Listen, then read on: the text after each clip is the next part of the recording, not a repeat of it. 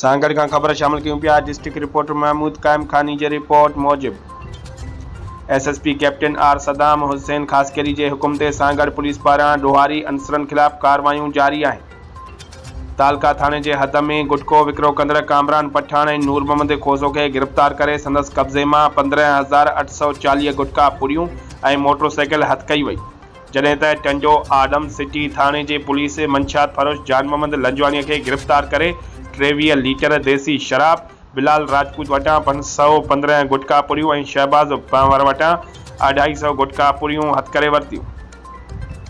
जॾहिं त हिक ॿी कार्रवाईअ में जुआ जे केस में गिरफ़्तार जवाबदार वटां आकड़ा बुक ऐं 480 रुपया हथ कया विया। खोडड़ो थाणे जे हद में पुलिस गुटको विकिरो कंदड़ रशीद पठान खे गिरफ़्तार ऐं मुनीर हुसैन मलक वटां 200 लीटर देसी शराब हथ करे वरितो। खेपरो पुलिस मुख़्तलिफ़ कार्रवाइयूं करे 60 लीटर शराब ऐं 1370 गुटका पुड़ियूं हथ करे जवाबदार मुश्ताक गाहू, गाजी बील, फैद अली ऐं अब्दुल कादर खे गिरफ़्तार करे वरितो।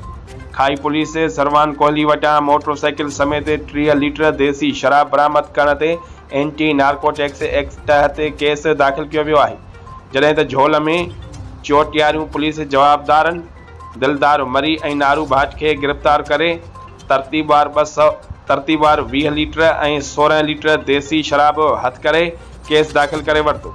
संझोरो थाणे जी पुलिस गुटको विकिरो कंदड़ ठारू खासकेलीअ खे गिरफ़्तार करे 1050 गुटका पुड़ियूं ऐं मोटरसाइकिल हथ करे केस दाख़िल करे वरितो।